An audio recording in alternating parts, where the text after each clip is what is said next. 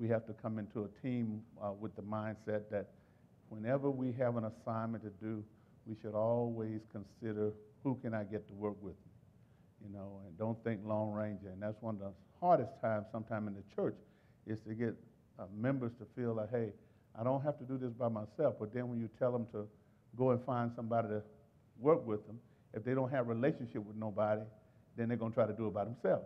And so this is all about trying to get us to build better relationship with one another so that as we take on projects or tasks or do things in the church, you go to people and believe that if you team up with someone, you can get some things done in a greater and more significant way. So that was law number one. And law number two we looked at was the law of the big picture. And in that one, he talks about the goal is more important than the role. And sometimes, you know, even the big picture play a part in some of the other laws, because if you don't understand the big picture of the organization that you're in, and all you see is the small piece of the puzzle that you deal with, then a lot of times when you want to do things and make decisions, you don't factor in all the other pieces of the puzzle. And sometimes what seems like it makes perfect sense to you may mess up another part of the puzzle because it's going to cause an impact on them. So it's important for you to do all you can to try to understand the big picture of the ministry that you're in. What are all the components and parts of striving that make striving what it is? And it's more than what we just do on Sunday. It's a lot of the things that we do that has to do with our outreach ministry, that has to do with the education component of the church, and just all the things that make striving what it is. And I think a lot of times people join a church and they never understand the big picture, the vision of the church, why we do certain things the way we do it. And all those things can frustrate someone when they come into a new church or a new environment and they want to overlay things that they've learned somewhere else onto that particular ministry. Some things will fit, some things won't. And so when you don't know those things and don't have an idea about the big picture, you can get frustrated in a new church because you feel like, hey, you know, I'm trying to get them to do this, but if that is not a part of that core vision of that ministry, then chances are they're not going to do it. A good example, my heart is, you know, I don't wake up in the morning and think about doing missionary work in Africa. I mean, the Lord don't wake me up and say, hey, man, you need to get over to Uganda, you need to get over there. I mean, that ain't my burning desire. So if someone came in here and they had that burning desire, they'll think, Pastor just blowing me off, man. I'm talking to him about Kenya and, you know, Uganda, and I want to go to Uganda. I don't wake up with that on my heart every day. However, now, if that's something that you have on your heart and you're willing to say, if we can take that on and make it part of something that we do as outreach, then that may mean you need to go to Africa. And we figure out how to get you over there so that you can carry out what you feel like the Lord has placed on your heart. But if you don't plan on going, Pastor ain't got no plan to go right now. Amen. Because that is not part of the picture that we are painting here now. Amen? And so once you understand that, it gives you a better idea of the ministry that you're in and some of the things that they do and why we do the things that we do. And so tonight, he turns over to law number 3, which is called the law of the niche. And that's in your books, that start on page 28, the law of the niche. And just for sake of asking a question, when you hear the term niche, what do you think of? What does that mean to you, that term niche? Anybody? Huh? What you're good at? Okay. A gift, okay. And a niche also can be a suitable place or position. You know, I kind of consider the niche, you know, like a little toehold or a place that if I get my foot in there, I can get started to do something. You know, kind of like when we were little kids, you know, there were little niches in trees. And if you wanted to climb certain trees, if you can just get your foot in that little hole, that little niche in the tree, it'll give you a start, and then you can go on up the tree. Well, a lot of times it's the same way in the church. When you come into a church, you got to find that little place that you fit in so that you can start your way up whatever the process is you want to do in a particular ministry. But if you never find your niche in the ministry, then it's never going to become your ministry. It's going to always be somebody else's. So whatever it is that you know God has blessed you to be able to do and empowered you to do, you got to find your niche. But it's hard to find your niche if you don't know what the big picture is. And so that's why, as tonight, as we look at this, he says all players have a place where they add the most value. Everybody got a place on the team where they add the most value.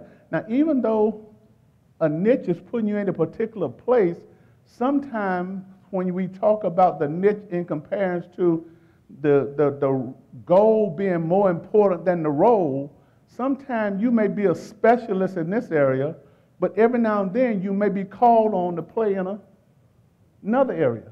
Not all the time, but just for the sake of accomplishing a goal.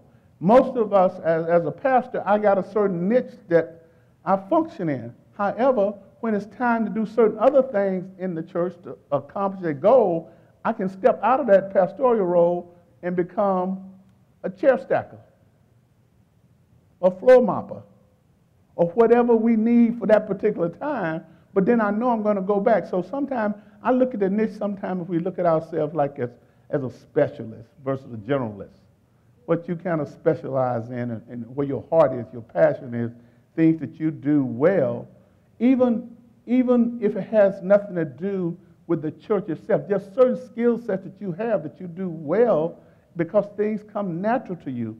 And so what you have to do is say, okay, some of those same skill sets that I have in the natural will flow right over into the kingdom of God. And if I can use them there, if it fit within the big picture, I need to find my niche. I need to find that place, the thing that I can do that can add value to the team. Okay? So now, tonight, he uses, at the beginning, and we're going to get deeper in this and talk about it, he used Colin Powell appointment to the Secretary of State to set up this law. And he talks about how President Bush, appointed him in citing Colin Powell's directness of speech, his towering integrity, his deep respect for our democracy, and his soldier sense of duty as some of the characteristics or qualities that made him choose him for that particular position. But he also wanted to say that by doing so, he was the right man for the job at the time.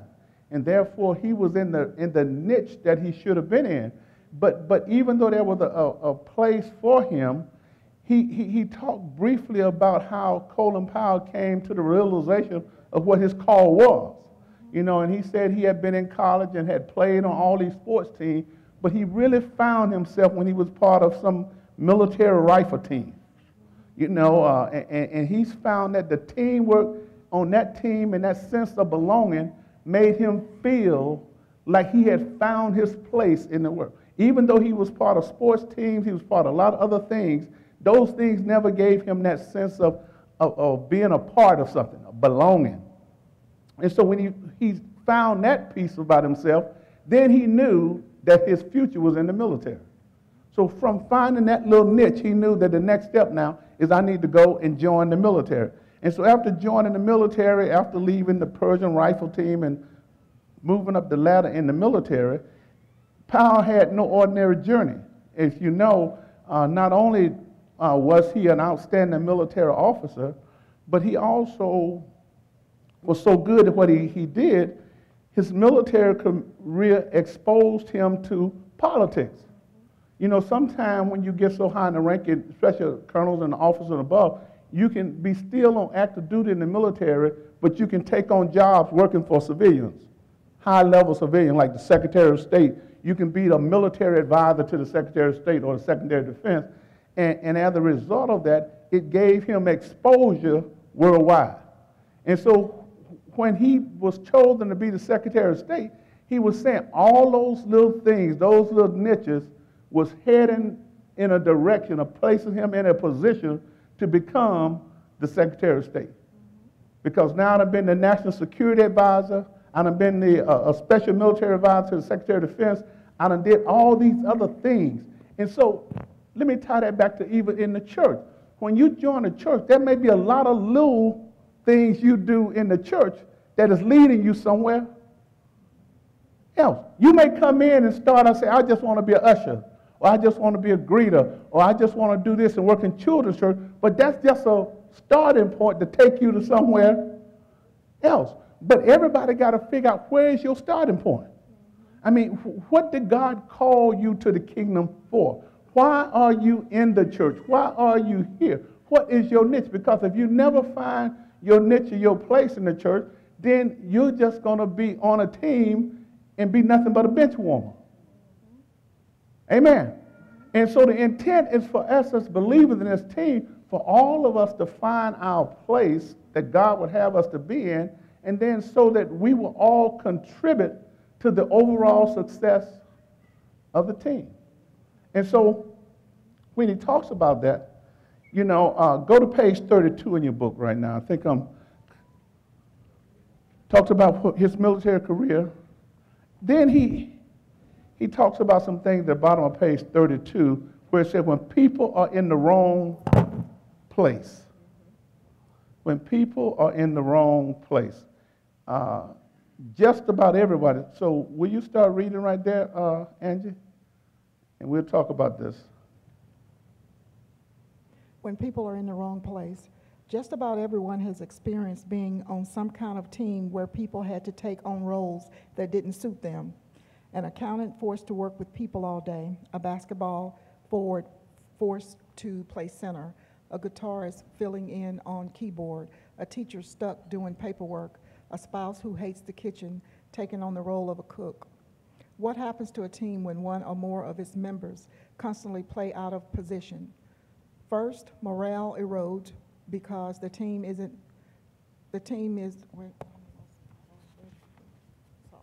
What happens to a team when one or more of its members constantly play out of position? First, morale erodes because the team isn't playing up to its capability. Then people become resentful. The people working in an area of weakness resent their best is untapped. And other people on the team who know that they could better fill a mismatched position on the team resent that their skills are being overlooked. Before long, people become unwilling to work as a team. Then everyone's confidence begins to erode. And the situation just keeps getting worse. The team stops progressing, and the competition takes advantage of the team's obvious weaknesses. As a result, the team never realizes its potential. When people aren't where they do things well, things don't turn out well. That's the law of the niche. Okay, stop right there. So it's important for us as a body to try our best to make sure all the members fit in a place where they can best serve. Sometimes in a church, that's trial and error, because we can misjudge a person's potential. If you don't come and tell me what your strong suits are, then as a pastor, what I normally do, I observe our members and see what they're already doing. And then say, okay, now I see this person do this person come to that, they're active in this part of ministry. So sometime, based upon what I just observed, I will make sometime a good judgment, but 50% of the time, maybe a bad judgment. Say, okay, because you're doing this, maybe you would like to work in the youth department. And that person, because Pastor asked them, may say, yes, I'll go there, but they really don't have a passion for kids. They're just good at organizing stuff, but when it comes to the patience to deal with kids, they don't have it. And so therefore, it got to be an exchange where the person who is seeking to find a position and those who are trying to put people in position, it got to be an exchange so we don't mismatch each other and do something just because, well, pastor asked me to do this, but if I don't have a passion for it, then you ain't going to do the job well. And so let me go even further when it comes to leadership here in Striving. The process, when someone comes and joins the ministry, like most ministries, we have a process where people come through orientation. Then from there, they can go to perfecting class. All those steps are designed for those of us in leadership to see how people adapt to the Striving way of doing things. And as they go through perfecting classes on to that, and that person now, because some people join the church and they already have previous experience in certain things. There are certain people who joined it, been in a choir before, been in ministry before. Those people are allowed to serve based upon their previous track record. And so after they go through those preliminary things, then they get assimilated into those functions. But there are some people who we have to start from scratch, and we have to kind of say, okay, this person looked like they like this, but by the time they get through perfecting, we ought to have a pretty good idea. And we're hoping that by that time they will say, hey, well, you know, I used to sing a lot, or I used to do this, or I got an ability to connect with people in this way, and that way we can place them. But if not, then we'll say, oh, man, Angie come to everything. I see her on all the fellowship. She come to the business meeting. You know, when you start going to a business meeting, you get the pastor's attention. Because most folks don't care about the business of the church. They just want to come and have church on Sunday. So now, play this out. We get ready to say, okay, let's consider raising some more deacons. Well, who's going to come to my mind? Somebody that I done seen at business meeting. I ain't going to go to somebody I ain't never seen at a business meeting. Why? Because if they don't come to a business meeting, that means they don't really care about the behind-the-scenes working of the church. So if I go to someone who's never come to a business meeting and say, you know, you just look like you'll make a nice deacon, they may be great. But that ain't going to be my first choice. And sometimes by going to someone who come to a business meeting don't necessarily mean they're going to make good deacons. But at least that's a starting point to say, I believe this is how we can get there if we got to help someone find their niche. If that niche that needs to be filled is for someone to fill a position like that in leadership. And so every church got their way of seeking out those who can best serve in that ministry. Sometimes it's through other leaders in the church who have contact with those people on a regular basis, and they can make recommendations. And they're making that recommendation based on relationship they have that, hey, these people can do this. But I can tell you, our track record is about 50-50. Sometimes we hit a home run, sometimes we strike out. But does that mean we stop trying to get people to find their niche in the ministry? Because if we don't, then later on there's going to be certain laws that we will not be able to accomplish, which then is going to cause problems in the ministry. Is this making sense so far? Go ahead, Keisha, go ahead. Okay, so this might not come out 100% right, but I'm listening to you and I'm thinking about just my own personal experience with just church sometimes.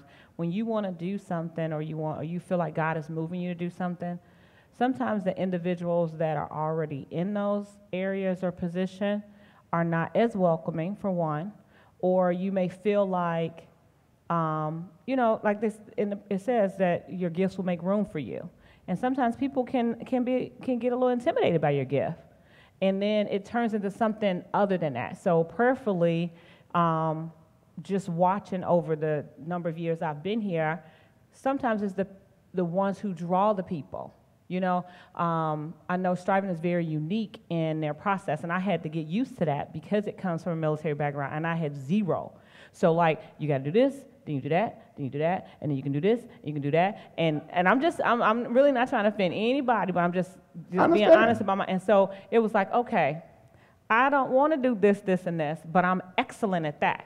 So then why is it that I have to do that? So then I remember when I came here, Pastor, and and we were sitting in that room, we were talking, and you said, Lord, Keisha, I let you do so-and-so. You just got here, and some of these people are just in an uproar because you didn't did this. You didn't get involved in this. So then we had our watch night service, but I knew where God was leading me. Like and you never know what a person's personal journey is, and God will make room for that. Well, perfecting class change, we cut down the number of that after that year. It was a lot of things that happened that God saw fit. And so, and I saw you, like you even, that one night I saw you change. Like you used to be so stubborn about, and then you'll no. So, and I've seen that, and I admire that about you because even in what you were doing, I can tell that you were listening to God because things did start to change. And that's what kept me. Because at first it was like, okay, like this is just too, when you don't have zero military background, but I saw how you started opening up. The other thing is that... Let me stop Okay, right. Hold on that thought. I just want to say something. Because later on, that is important. When you go into an organization and you're trying to find your niche, they tell you you need to understand the organization that you're going into. So if you're going into a ministry and 80% of our members are military affiliate, they either retired, work on base, or have some type of connection with the military, then you got to figure, hey, I'm going into a place where these guys are going to have charge, they're going to do this, they're going to do that. So I got to be a little understanding, too, that I'm walking into a culture where people are used to lining up, saluting, and carrying out the task. And so when you come in and you're not used to that, it seems like they won't let me do nothing. They got too many constraints. And so it takes some time to give and take to allow creativity from a different angle to function. Because you're right. If you come in and you feel like, man, they ain't going to never change this because they by the numbers, A, B, C, but I want to go A, B, D, and we still going to get to E, but I just don't want to do C that way, then, yeah, you're going to run on the old guard, and they're going to say, no, no, no. A, B, C is tried, proven, tested, been that way. Yes, so that's a reality. But I do think in any culture, whether you go to IBM or whether you go to any major corporation, there is a culture that is there, and there's a certain way that they do things. The culture can be changed, but changing a culture is not easy. Jamie, can I get an amen right there? You can't deal with those millennials that way. Well, yeah, I know with the millennials, I know they think a little bit different, but a lot different. But right now, generation World War II is still sitting in the seat of power in most of it, unless you're the Zuckerbergs and those millennials who done hit it big, and they call their own shots. So when you that guy, you make your... It's not saying either way is wrong. Yeah. I'm not saying that at all. And that's why a lot, you come and you just sit down. You're like, okay, I ain't going A to C, so I'm just going to chill and come on Wednesday and Sunday. I mean, like, I'm just being real with you. And then it's like all the gifts and talents that you have sitting there with you, and then we'll parade everybody up here and say, join, da-da-da-da-da, and everybody like, I'm not doing 26 classes and perfecting. It ain't going to happen.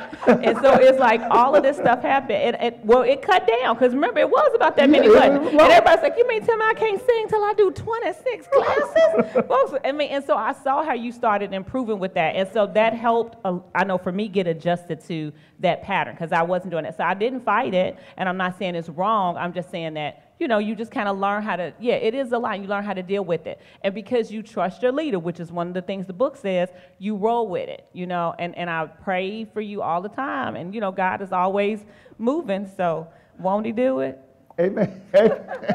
Amen. Amen. Brother Ronnie, then we're going to read on.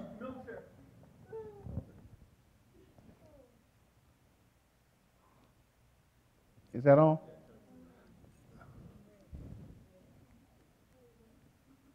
I think this battery is low in this one. Yeah.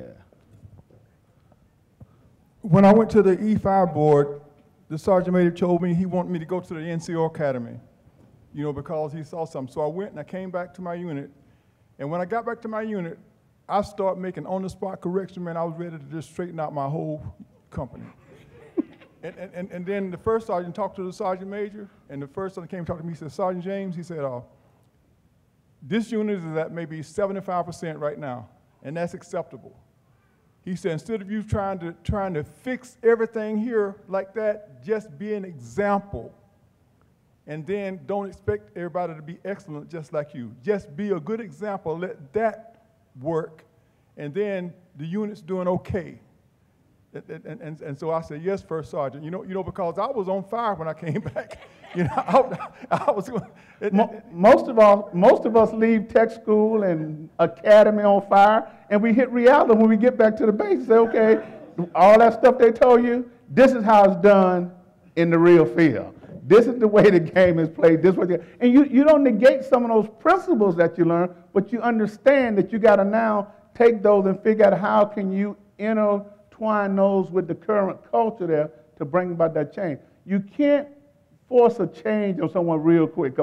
People by nature don't like to change that quick.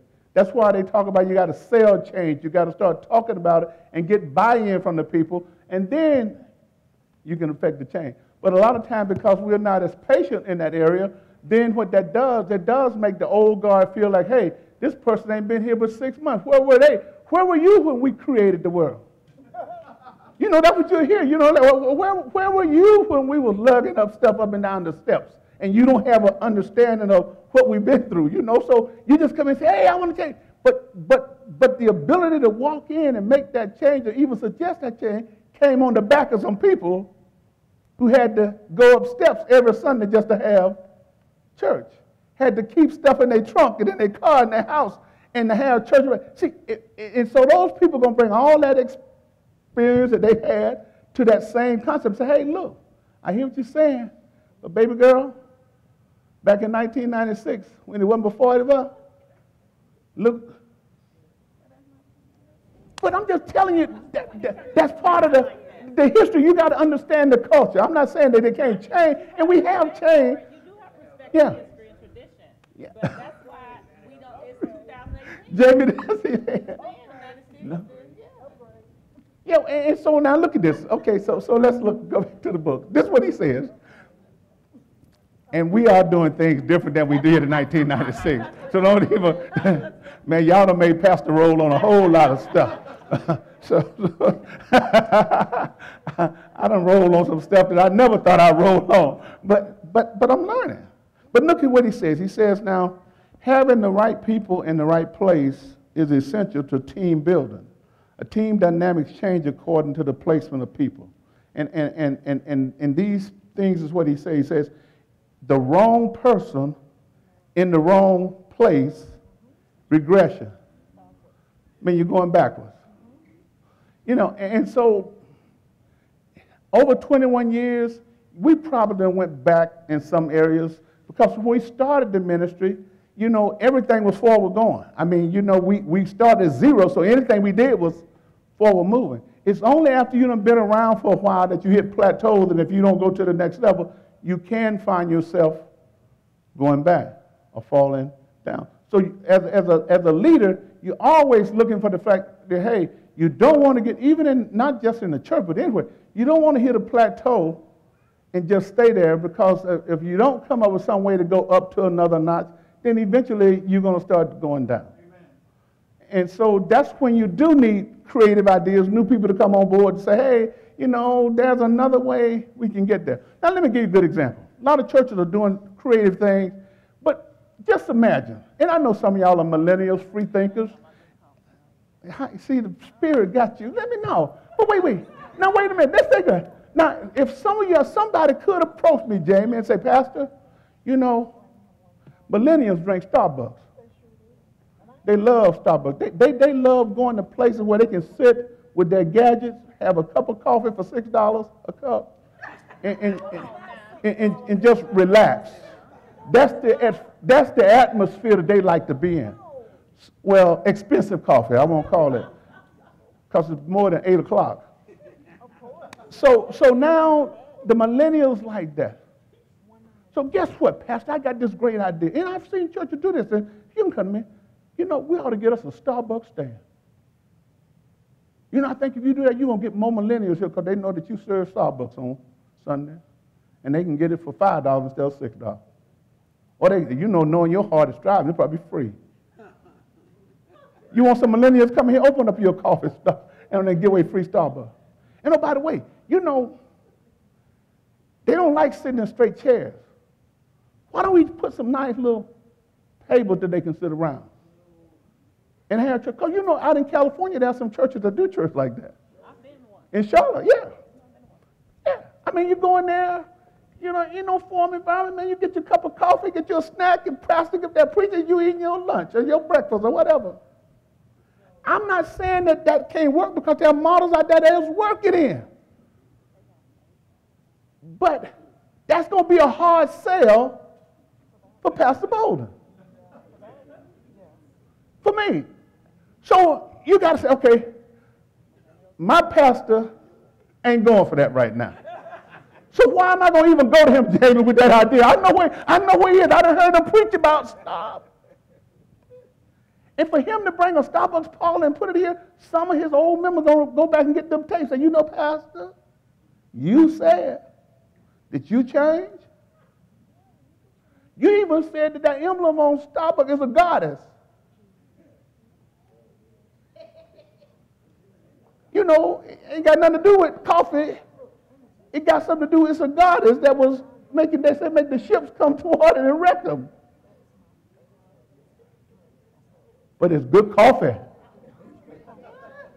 So my point is that sometimes it just depends on the generation you're dealing with and the things that change, if it's going to be something that that pastor will feel is beneficial for his congregation.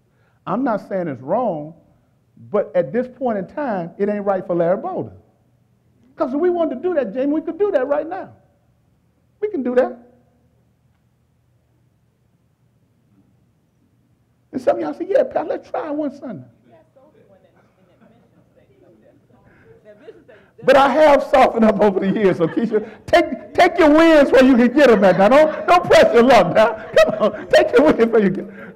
But okay, but he says here, when you got the wrong person in the wrong place, you're going backwards.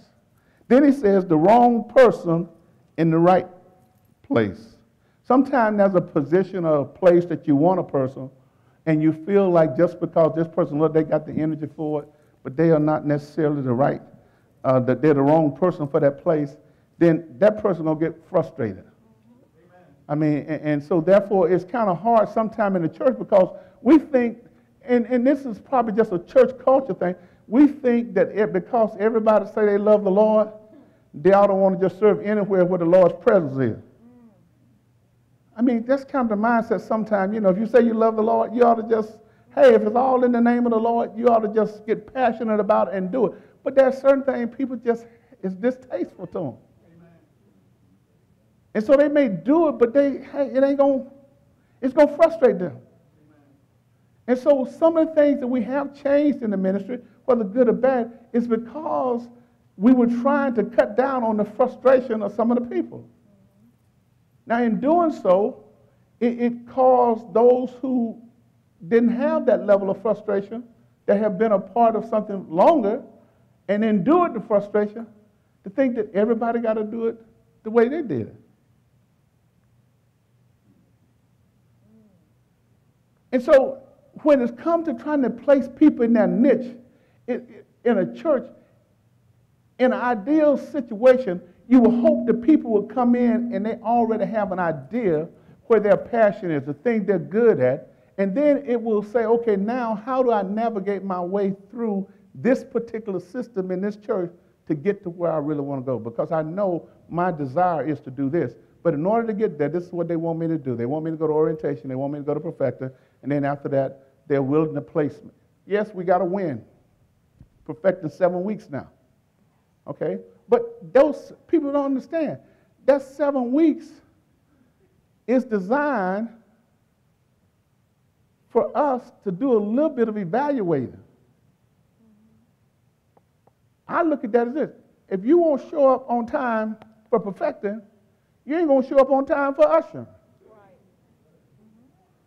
Right. If you show up 1 week in class, you mix the next 2, then your name going to be on the schedule for the bus.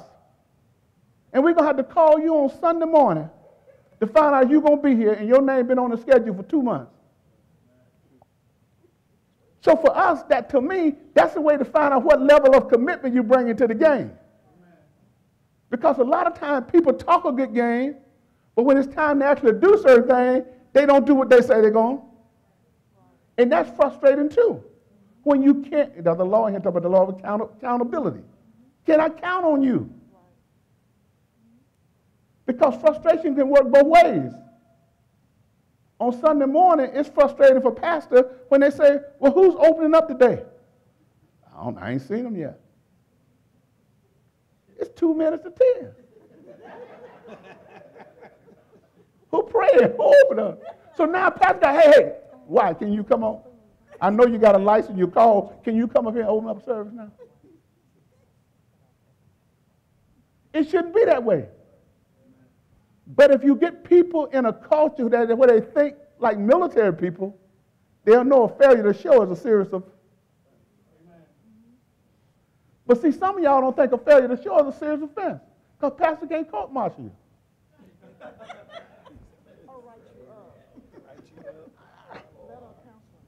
You see what I'm saying? So that frustration can go both ways. And Jamie, anytime you guys want to chime in. So now look, he said this. Please do help me out, because I know you're a student of John Maxwell. You know Jamie trying to hold it. Jamie sitting there with his iPhone, following along with his face. Hey, look at Pastor. You know, hey, but Jamie understands. The third one, he says this, the right person, okay, in the wrong place, confusion. You got the right person, because they got skills, they got talent, they can do certain things, the Keishas of the world. But she in the wrong place. She's the educator, she's the teacher, she's the orator, she like that. But Keisha, I need you to go over to the kitchen on Wednesday night and help Sister Beth get the meals out on Wednesday night. You may do it for a while, but sooner or later you're going to say, I ain't looking no stamp. Yeah, this kitchen ain't for me. I don't even like kitchen at home. So if I don't like kitchen at home, now you don't put me in kitchen in the... I know she can cook. But my point is that so it's sometimes as a leader we can do that and say, hey, I'm just going to draft someone to go and do something because they're on the team, but they don't always understand sometimes drafting is necessary. So for one game, just like he say, there's nothing wrong with Keisha playing out of position. Yeah, communicate now. We got to communicate that. That'd be very good. But she don't expect me to put in the kitchen for 4 weeks in a row. But for one game, I would expect her to say, Pastor, I can do this for one game. To help the team, I can do anything for one game. But if you're going to change my position and put me there forever, that ain't my strong suit. So all I'm saying is that for one game, I think when the team needs something for one game, everybody got to be able to say, hey, I can do it. I can at least hold down the door. I can at least do this for one game to make sure that the team gets what needs to be done. Okay. Then he says, the right person in the right place, progression. When you get the right people doing the right thing, you're going to have progress. And then when you get the right people in the right place, multiplication. I mean, we increase in degrees because now everybody is kind of connected to the place that they should be in. And as a result of that, the team is going to be better. The right person is that wide receiver, the right person that's center, the right person that quarterback. Everybody's in the right position, and you don't have a 270-pound guy out there trying to play wide receiver. But for one play on the goal line, that may not be a bad idea. But in the middle of the field where you got to run 40 yards, it ain't going to work. But for one play for 5 yards, and he can catch, that may be the right place for him at that time. Jamie, go ahead.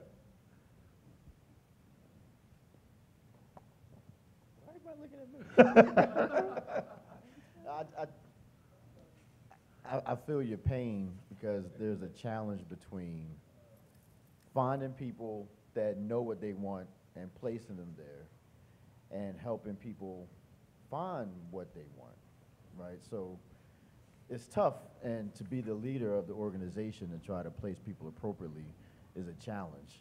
And I think it's, to Keisha's point, it's very frustrating when you know what you want to do, but then you got to go through 800 paces before you can get to that position where you want to get to.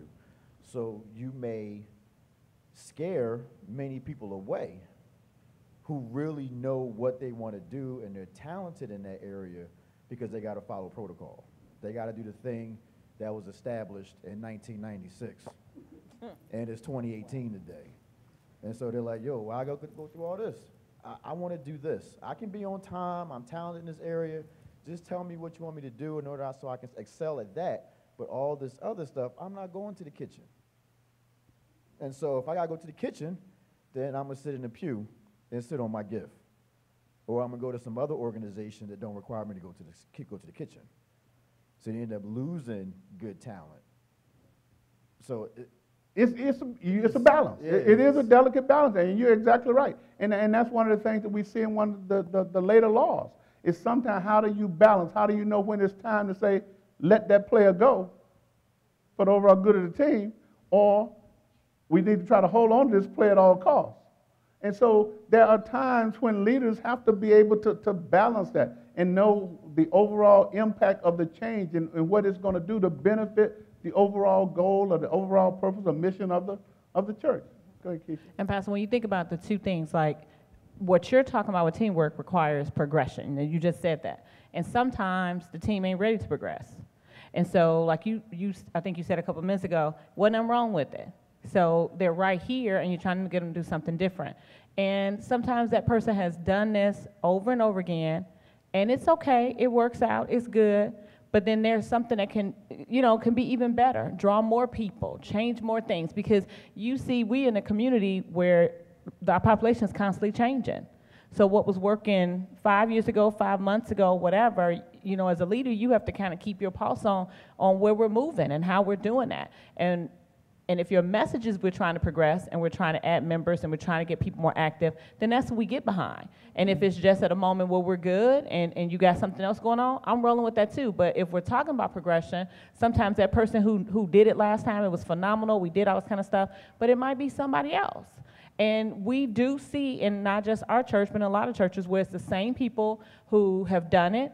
And you know how people get a little church hurt if somebody else come along and then it starts all this other stuff, because they just need to check themselves and say, hey, you know what? I'm not going to do it again.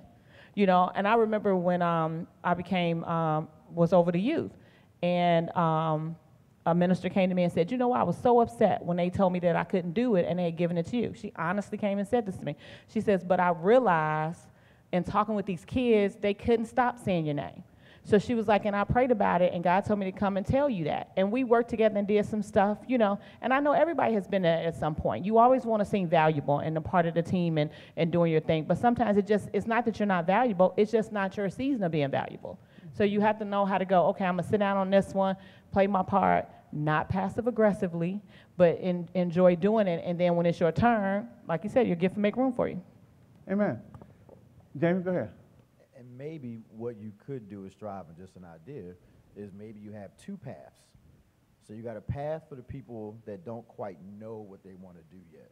So then you have them go through all the different possibilities till they kind of see what they latch on to.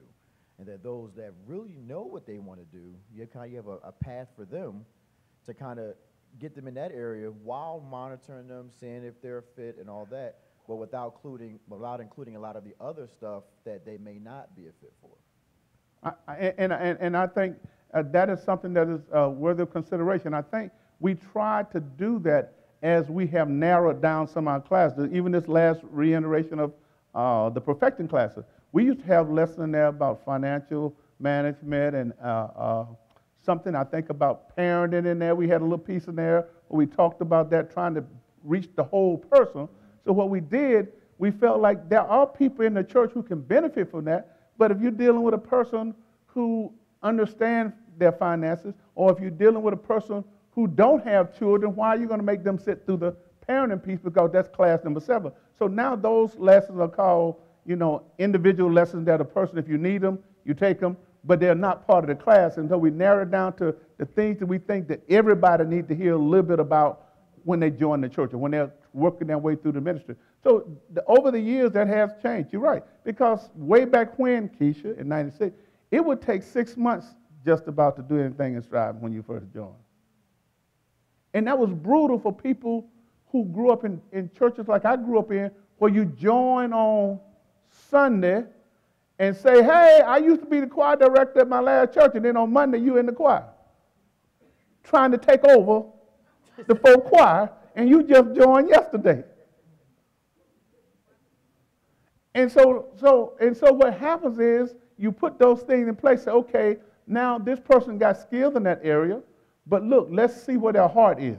Because a lot of time as a coach, you really want to know where the hearts of your players are. Do they have the same heart for the team as you do and where they are? Because sometimes people can join the team with bad motives. Okay? And so it's important for us to understand that we got to make sure that when people come on the team, you want them to have the right motives. And if they got the team goals ahead of their own personal goal, then that's the type of player you want, even if it means you have to shift them around a little bit and put them in different places. But in the long run, that's going to be a player that you want to keep on the team and help them define their niche. Yes, Tom. Okay.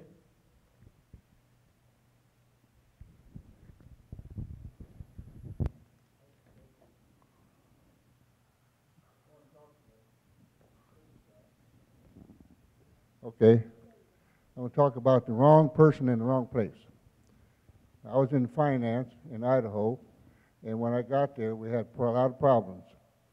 And I got all the chiefs to work together. 2 were military, the rest of them were all civilians. The civilians had in mind that they want to come to work, do what they had to do, and go home. Okay, the morale was the lowest I've ever seen. And we were next to last in the ratings in the whole Air Force. So I talked to the chief of travel, and I said, I got a suggestion that we can start moving things along. Instead of going to the auditorium when you process in, and then wait 7 days for your pay, and you have a family, you got no money, why don't we just have them come in here and we pay them the first day they get here? He said, I don't think that'll work. I said, well, it worked at my last base. So what we set it up, we went to see the finance officer, and he said, well, if you think it works, try it. You got nothing to lose. So when they came in, they went to travel pay, fill out their travel voucher. While they were computing it, they came to finance pay. We fixed up their pay. All done, they got paid, and they left. So now we had happy people on base. They got paid the first day. Okay. At the end of the year, we were #1 in finance. The general came down. He was so 4-star general. He was so happy. He never seen a base go from next to last to first in 1 year. Amen. Then we got in a new finance officer, first lieutenant. 6 months later, he called me in his office. He said, what in the blazes are you doing wrong that you weren't doing wrong last year? I said, you. He said, what do you mean? I said, well, tell me, what did you do before you came here? He said, well, I was a tech sergeant in communications. I said, were you good at it? He said, yes. I said, well, why didn't you go to work there? He said, they had no position. I said, well, too bad for us. He said, what do you mean? I said, you didn't read the first rule of command. You don't go into a base and take a big broom and change everything. You did. Everything we're doing wrong now is your changes. I said, here's the bottom line, sir. You came in here as a lieutenant thinking now you're the most intelligent person in the world. Here's the fact. You don't know your butt from a hole in the ground. He said, you can't talk to me that way. I said, we're in here man to man, sir. Here's the bottom line. When I'm finished with this session, I'm going down to personnel, put in my retirements. I'm going to transfer to the oiler room. Until my retirement comes through, I'm going on base, pick up cigarette butts or whatever I have to do. He said, you would do that rather than work for me? I said, yes, sir, I had enough of you. Amen. And I went down, put in my retirement pay. But he thought about it, and he begged me not to go to the order room. He said, I got nobody to replace you. I said, that's right. All you got next in line is a 3-striper. And I was a master sergeant. So he begged me to stay till my retirement came through. And the deputy finance officer was a civilian, GS-13, was on leave. He come back 2 weeks later. He said, what happened to the lieutenant? He seems like a whole new person. Amen. So I left him with a new lieutenant. Amen. And you know, that's another thing a lot of times working the other way. Sometimes when you go into a position and you're going to go in there and be the leader of that organization or that section, you got to know the people who've been there long enough to know how things function and work, and don't go in and just start making wholesale changes without understanding the big picture. Amen. And once you understand the big picture, then you can say, okay, It's just a safe rule, man. Give yourself 6 months to a year before you start making wholesale change, because then now your change will have credibility because people will believe you have worked with the system to see where the changes that need to be made can be made, and then everybody say, okay, he studied this thing out. He didn't just come in bringing something from his last, just coming out of tech school, the lieutenant of OTS, he was an enlisted person. Then now, because I've transitioned, I got to be smarter than everybody else. But, that's one of the things we used to have to always tell folks, man. Any good officer need to find a good NCO and listen to him. Somebody who's, been there for a while. So we can see that, when it comes to trying to find a niche and find your niche in a place, that's important. It's important for you to keep searching until you find that place that you add value. And so one of the things he did, he later talked about there is a place, put people in their place. And one of the things he tried to get across is that sometimes you have to assist people, like Jamie was saying, find their place, and then sometimes it's up for that person to kind of know where they fit so that they can feel secure as they go to find their place. Because if you're secure in yourself, because the old guard is there, shouldn't intimidate you and cause you to want to throw in the towel. Most people, whether you're in a church or whether you go and work for a corporation, Jamie walked in, he the new kid out of college, and he the new shining star. But those folks that's been there got territory.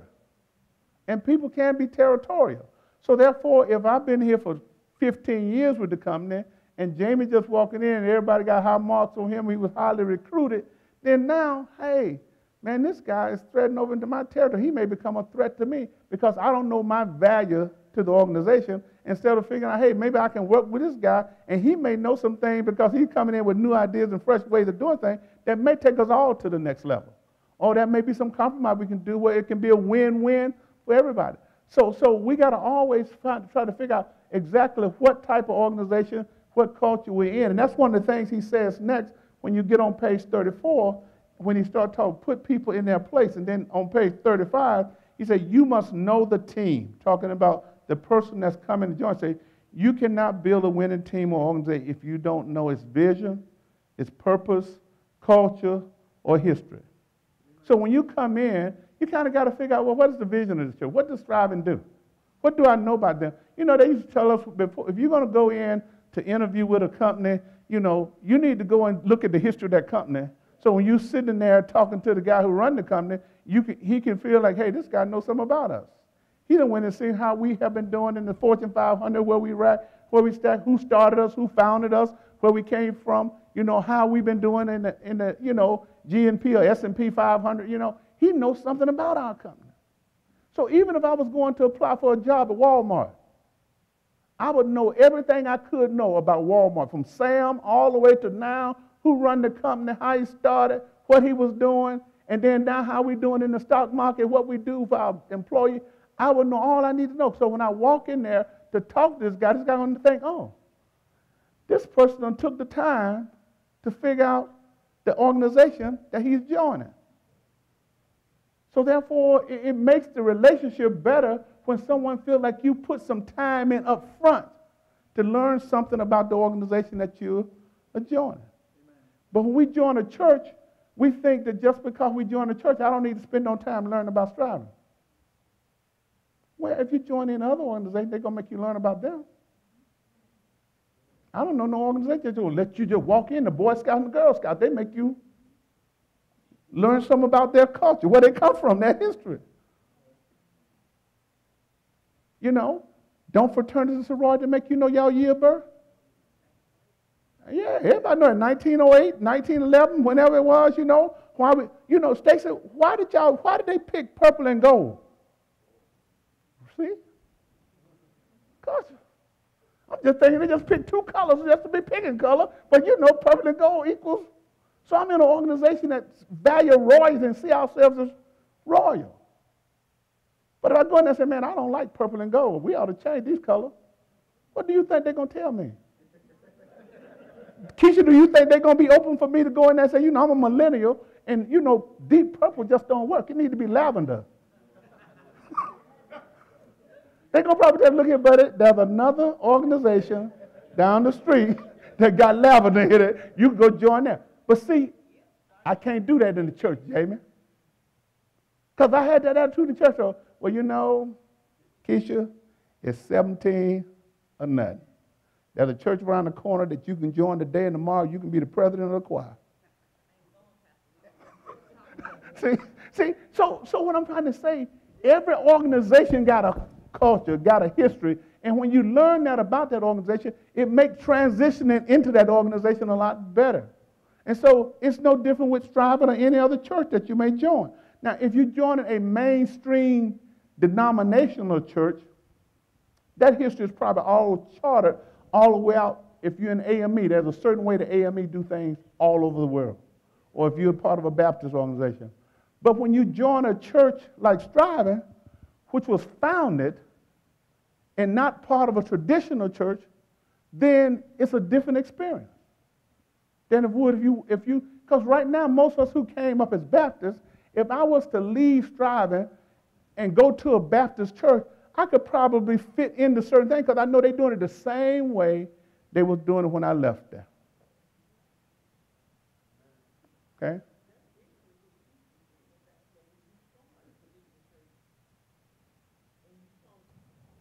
That coming out of traditional church and coming here, because Rob and I had this conversation, are we scaring people away?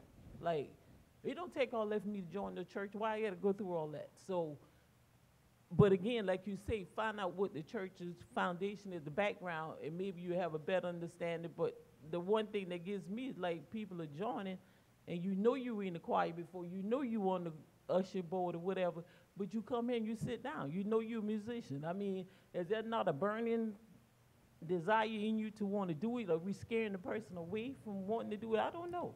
Keisha, you want to answer? Well, I mean, because listen to what you're saying, Mama Lise, and we've had this conversation. Sometimes it's the people who you choose to represent whatever it is. They may not be, I mean, they great people, but they might not be people. There are some people that just draw folks. And then there's other ones who just do the work and can make it happen, and they're wonderful, and they don't make them less likely, but the spokesperson sometimes might not be the one who's drawing everybody to come. I mean, it just happens. Like, that's the law of nature. You know, you can go some places and you can be in a room and never notice a person. And then there's some people, as soon as you walk in the room, everybody remembers them. And so sometimes when you're thinking about that and when you're talking about teamwork and you want people to, like, get a part of something, it's who you putting out there, who you putting forefront. You know what I'm saying? I mean, like, not to say this about Miss Jessie, but I love Miss Jessie. I think she's fabulous. You know, no, I'm not saying in a bad way, but Miss Jessie will get on you, and sometimes you can feel like she's kind of a bully. But at the same time, you know her heart is in the right place. I'm just being honest. And so once you get to know her, you love her and you want her. I'd do anything. If Ms. Jessie didn't call me and say, hey, I need you to do such and such, I'm going to do it. But when you first initially, like even like with Dana Fives, all the time people say, how are you and Dana friends? She just seems like she don't like nobody. But she is literally kinder than me. You know what I'm saying? So it's just who you put in the forefront. And what I'm saying is when you're trying to draw people is what I'm saying. Right. And I mean, because if it's me or Dana and we're sitting here and we're trying to start up something and Dana get up and do it, people going to say, okay. You know, and me and her talk about this all the time. She ain't going to do it. People going to go, oh, well, Dana just said she don't like nobody. And me and her was just talking about this. But when I come in and I'm talking to people, whatever, oh, that girl did it, and then they want to see what's going on. They want to do it. Everybody got their thing, and it's not where you're bragging about it, but that's just naturally who you are. And she's probably will call you up and buy you gifts because she do all that type of stuff quicker than I would with stuff. But you just who you're putting out there, seriously. Amen. And all those things is how a team is made up. So if I look at the church and I consider it how my football teams used to be made up, man, it was a diverse team, and there were certain players that was going to give me 110% of practice. There were going to be certain players that was going to loaf, and I had to stay on top of them. And then there were going to be certain players that are like, for lack of a better example, the Miss Jessies, who are the in your face, and I'm going to be, I'm going to be Coach Junior. And you like those type of players because sometimes when there's turmoil on the team, certain things is received better when it's coming from another player. I mean, it is. And so don't like I need pastor or coach for this. Look, I'm going to be the Bobby McCoy, and I'm going to get in everybody else's face. Say, look here, we better get out there and do this, this, that. He can do that. He got that. And the players on the team know that about that. Then a brand new player going to say, man, that Bobby is a jerk. He think he the coach. But then when they see the results that Bobby gets, they understand I got to put his personality aside right now because this guy get results. I mean, when he's on the field, things happen, and he can motivate the other players. Now, it's the same way with not just Miss Jessie, but a lot of folks in our kitchen. I mean, that kitchen is a part of the team that if you ain't ready for it, you need to get a pep talk before you go in the kitchen now. I'm just going to tell you. I mean, you got to get a pep talk because, I mean, you just can't walk in there. I mean, it's sad to say that, but as a coach, I know that. So maybe I need to do a better job of preparing you. Say, hey, look, you finna go in the war zone now. I mean, you finna go in the war zone. We're all on the same team, but there's a certain organized way that these pans got to go, this stove got to open, this sink got to be used. And if you go in there just haphazardly moving this, somebody ain't going to be kind in the middle of the battle. They'll come and love on you after the battle is over, but in the heat of the battle, they say, don't touch that. Leave that alone. Oh, God, what did I do, man? So I try to tell team players and players, don't be thin-skinned. That's your brother, your sister, they love you, but just in battle, they turn into somebody else.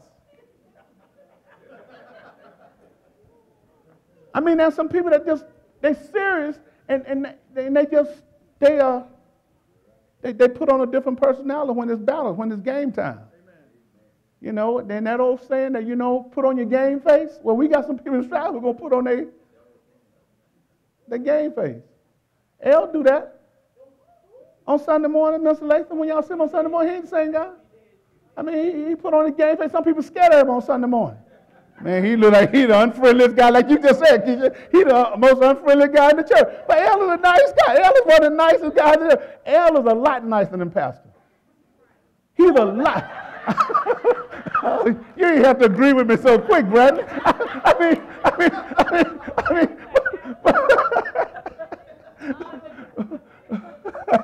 And that's what you said. But on Sunday morning, he's a different guy.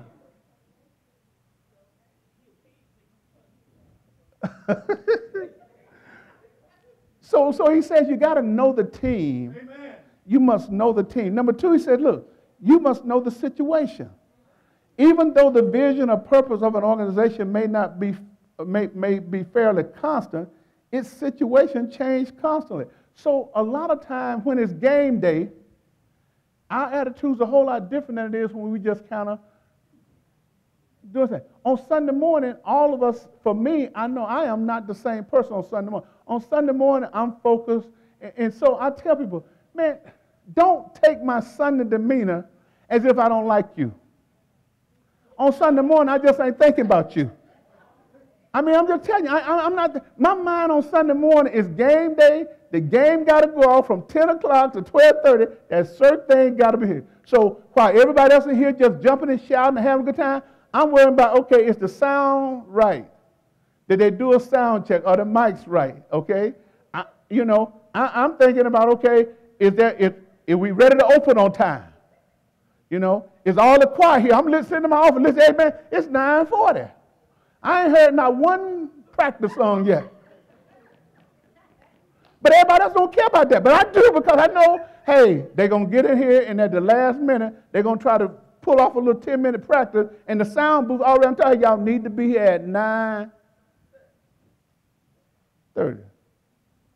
But half of y'all don't care. Y'all don't even know what time the choir supposed to show up on Sunday. So I'm just going to put them on blast now. So when they're late, y'all know.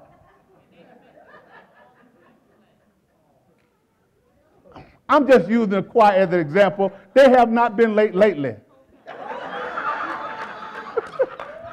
Michelle, I love you, baby. I mean, I do. I mean, they've been on time lately. I mean, but they can't sit here and act like they ain't never been late.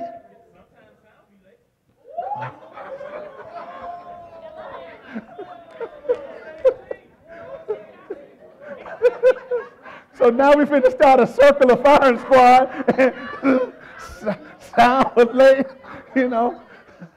Joe got here too late. He ain't on the door on time. I mean,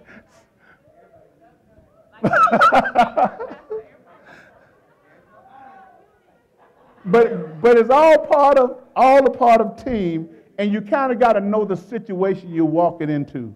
You know, when you're walking in a situation, when you're coming in striving, and it's feast fit for a king Saturday, that is not the same as walking into church on Sunday. So you got to know the situation you're walking into when we're doing things or when we're having ministry moments, you know. And so as a result of that, if you don't understand the situation you're walking into, then you could easily be offended, not because people are trying to hurt your feelings, but just because you just you don't understand. Because there are some people that are kind of military-minded, mission, result-oriented.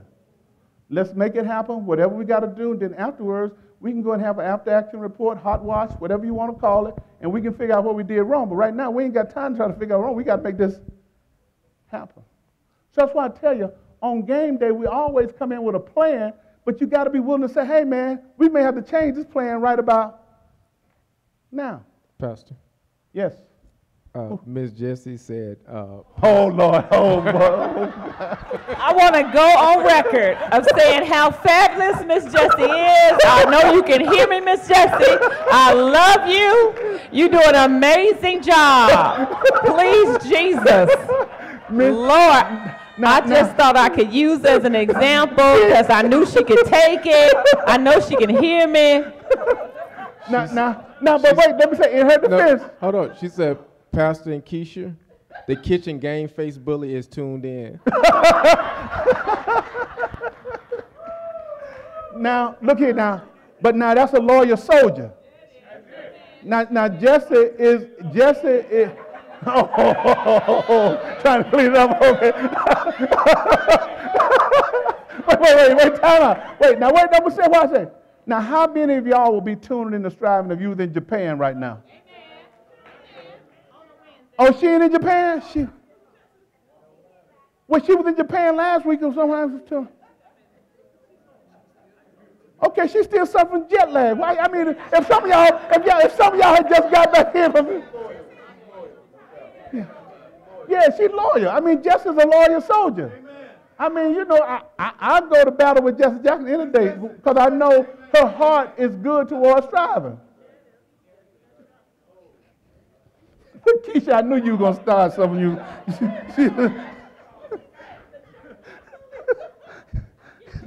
The kitchen bully. Y'all done gave Jesse a new name, the kitchen bully. Okay, number 3 says, you must know the players. You know, and that's another tough one there because you have to know the personality of your players or the people you're playing with because everybody can't take a joke. Some people you can joke with, some people you can't. Some people are very thin-skinned. So even sometimes I miss that one. Because I'm a joking guy by nature, and sometimes I will throw a little joke in. But some people, I don't, you know, like Lachelle, I was just joking by the choir. But I look back there and say, Shell ain't feeling this joke because she ain't smiling. I mean, he passed up that joke, but I don't see nothing funny about what he's saying. You see what I'm saying? And so, but at the end of the day, you know, we got to know each other. We got to know the personality of the people that you're dealing with because we all bring different skill sets, different personalities to the team, but that don't mean we're bad people. We just got to figure out how do we blend all those personalities together for the overall good of the team. Go ahead. Pastor, it also says, I mention it because leaders tend to want to make everybody else conform to their image, to approach their work using the same skills and problem-solving methods. But my pastor, I want to say, has been really working on that. But team building is not working on an assembly line, hence prior military experience. All right.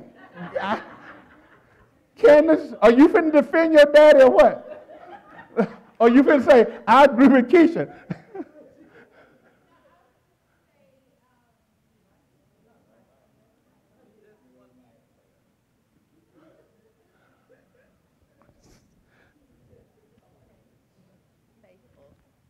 No, I was going to say that I'm enjoying all of this, and as I'm listening to it, one of the things that comes to mind is just thinking about the very first team that I feel like I was a part of, which is being in your family with our coach.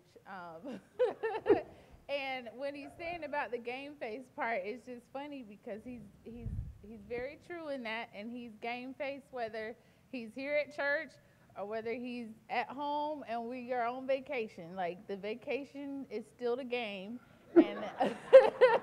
And and there are things and checkpoints that you got to go through to have a good vacation. And one thing that comes to mind that I think off the top of my head is just when we were going to the inauguration, my sisters and I, when Obama first got inaugurated, we just kind of strolled around the D.C., around the mall that weekend leading up to the actual inauguration day. We didn't even have tickets. We were just like, we're just going to stroll around. We're just going to go out there. So we stumbled upon a concert. We did all this, and he was at the house. I'm not going. So he didn't want to leave. He didn't want to be a part of the team. He just drove us all the way up there just to be like, I'm not going. I'm going to just watch it on TV. I feel good just to be this close to it. So we were like, okay, cool. Well, we're going to go on our own schedule, set our alarm clocks.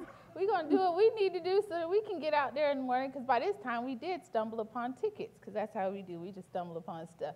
And then that morning, we thought we had our alarm set, but he had didn't set his alarm, and it went off before us. So then he woke up in leader mode that day, like, all right, we going to be at the train station by 1 o'clock. We going to be, come on, y'all need to get up. Why y'all packing all this food? Y'all ain't going to be hungry. And it was just like, when we went to bed last night, he wasn't going.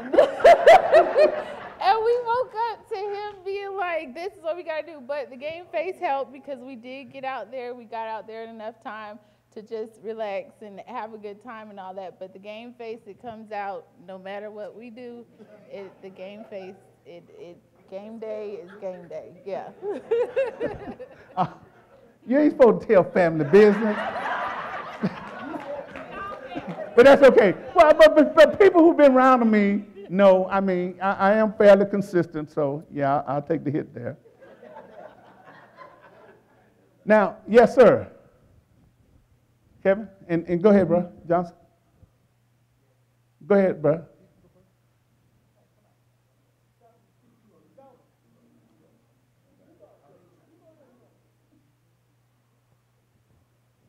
Thank you. Can you hear me? Uh-huh. Because I was listening, you know, how people get structured, you know, and unlike a lot of people, some people was in the Army, some people was in the Air Force. I was Army. So when I go to a war-fighting unit like I was at Fort Benning, there was no room for error, because our unit go to war and fight to win. So I couldn't adjust and say, hey, look, I'm going to take this mediocre, lackadaisy, because I was a personnel sergeant, sit behind a typewriter in the office all day. But I had to adjust to go to the range, get expert, shoot, expert on PT, because if I had went there my attitude, I wouldn't have lasted. Because if you get a profile, you out of there. Okay, so if that commander said, okay, you got to do what I got to do, or you gone. So maybe ending your career. So being around a military structure, like you said, 80% of your members are familiar with the military. I think for like 3 years, and I worked downtown when I retired, I'm glad I work with military. Because it's rough out there for the people who don't have any type of leadership skills. And if you spend in the Army 20 or in the military at least 5 or 6 years, you're going to have some type of leadership skills. Or you're going to learn, hey, how to follow orders, and there's no problem with change. You know, because if you start changing, like now, we just talked about it in the cafeteria over here. These new military people, 19, 20 years old, coming in the military, want to change. These guys going to be the first one to say, I'm scared and I ain't going to no war. They are. Think about it. How many of them in here now? You don't see any 19-year-old kids in here, 20-year-old kids in here. They're not in school, they're not working, so it's one thing, you know, change is good, but it got to be structured. Like I said, Pastor said he got the vision years ago, and we can't come and say, I want to be a choir member, because I was at my last unit, or my last church, but you were singing rap music on stage. They ain't gonna, you know that's not gonna happen, you know? Okay, bro. Good point, Kevin. Full disclosure, I'm on the front end of that millennial reign for folks coming in, so my comments might have a little bit of millennial-ish in it. But being military person, I understand the structure and everything else. However, I do realize that I move quite frequently. So if the dynamic of the ministry is that of 80% personnel, if we have 6 months worth of material that we have to digest and go through, I'm used to it, we'll go through it. However, our ability to contribute to the team is significantly diminished because by the time we get trained up or allowed to make our impact on the team, it may be time for us to move. I've experienced that personally within the past few years. I've moved like 4 times within the past 5 years. Okay, I'm used to that, I'm fine. I'm not crying about any of that stuff. Because for me, I haven't taken one class yet. I have to go through the classes. But I know there are certain things that those classes would help me with as far as knowing the team and knowing the mission and everything else, because I have questions that are in my head about how a interdenominational ministry functions and what the theology of the ministry is and how it functions, because if I come in with my thinking from my prior experiences and bring that into here, I can cause chaos. I've done it in the past, don't want to repeat it again. Amen. So I'm saying that there is value in the structure, but it's only because I've been through it enough times to know it. Amen. Amen.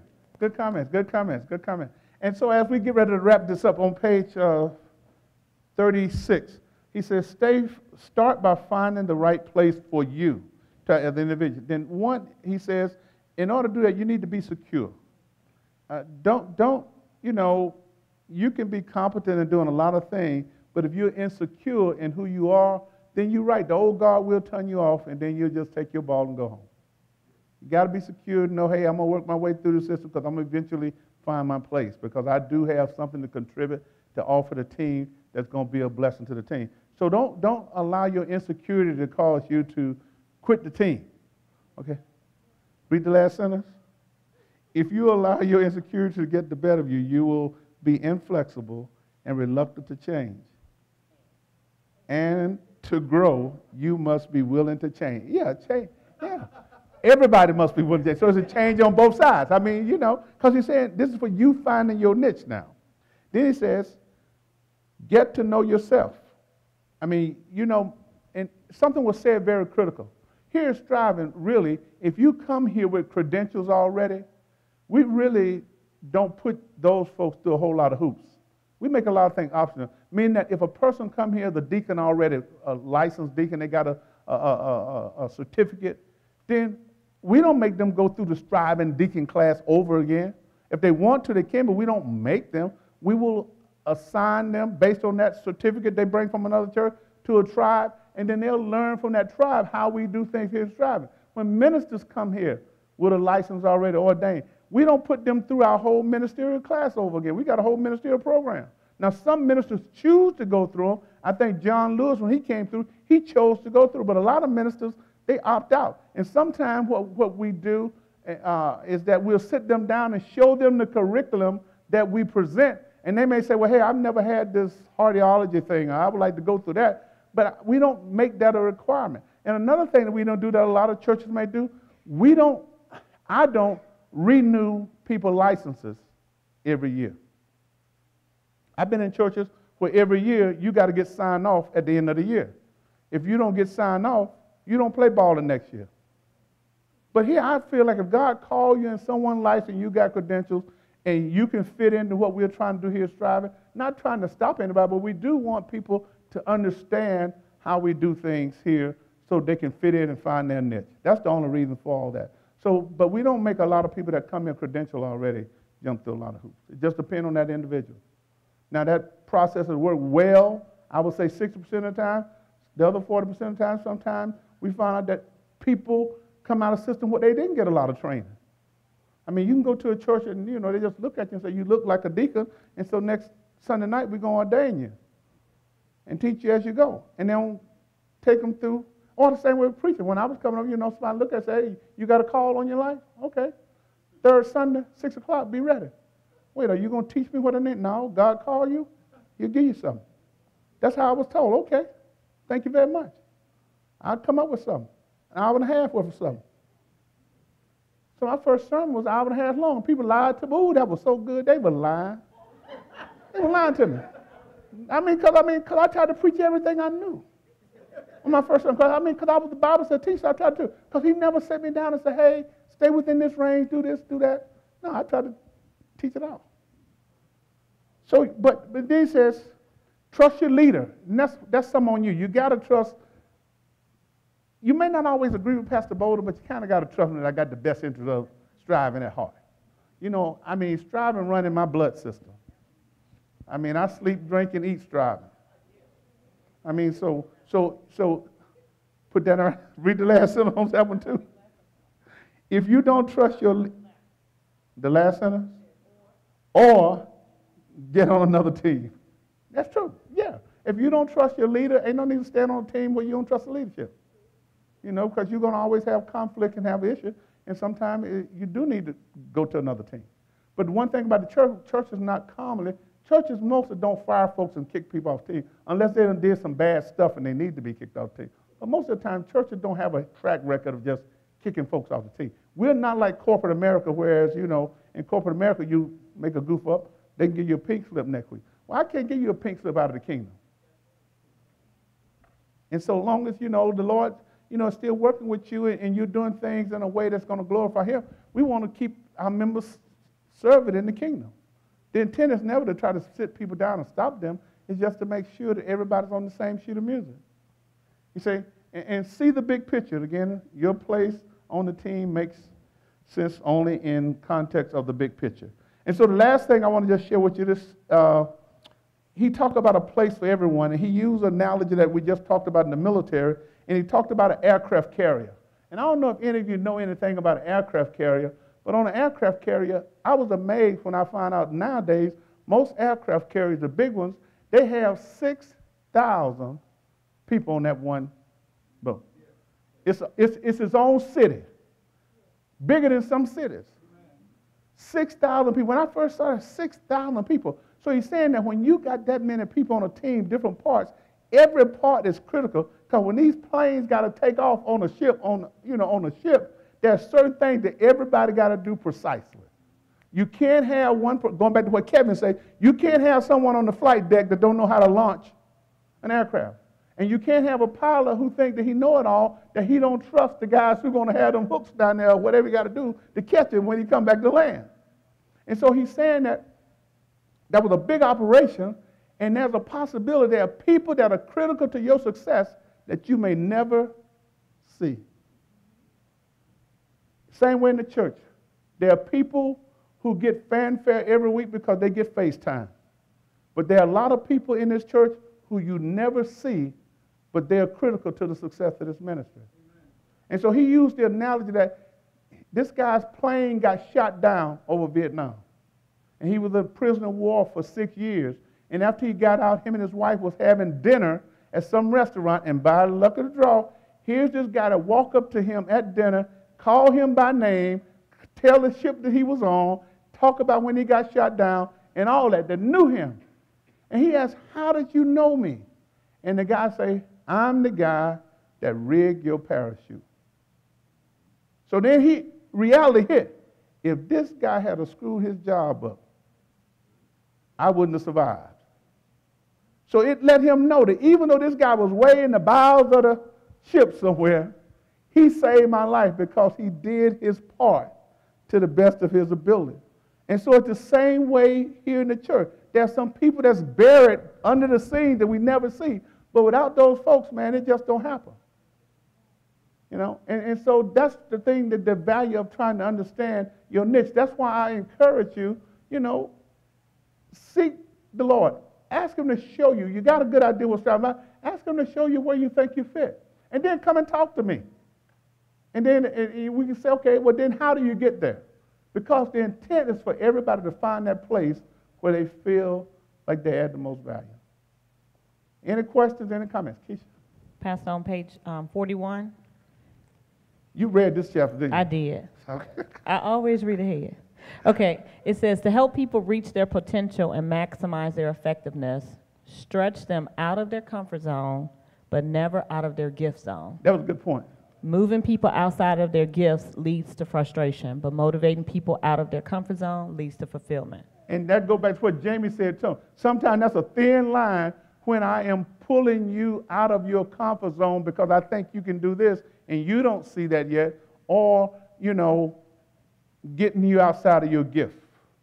And so that's why for me, as a pastor, that is one of my weakest points because one, I don't try to encourage people to do something until I get a sense that God didn't already touch them in that area. I mean that I don't normally walk up to people and say, I believe that, God got a call on your life. You'll never hear me say any of that to any of y'all. Even though in my heart I may think that and I may sense it in my spirit, I know I'm doing it. People got to come to me first because if it don't go well, then it's going to be like, Pastor called me. But there are some pastors that's excellent at that. They can do that and walk up to a person and say, boom, boom, boom, boom, and next thing you know, that person's up and preaching in ministry. But if you show some sign, I will encourage you on and say, okay, here's what you need to do and try to train you, whatever.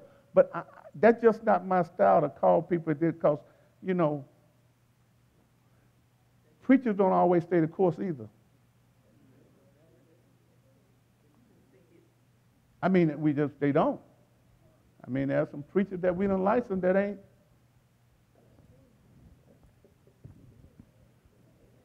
Amen. So, again, good lesson tonight. I hope you enjoyed the comments, and I thank you all for your openness and the time of sharing. Thank you, Candace, thank you for confirming what all these folks been thinking all the time. Amen.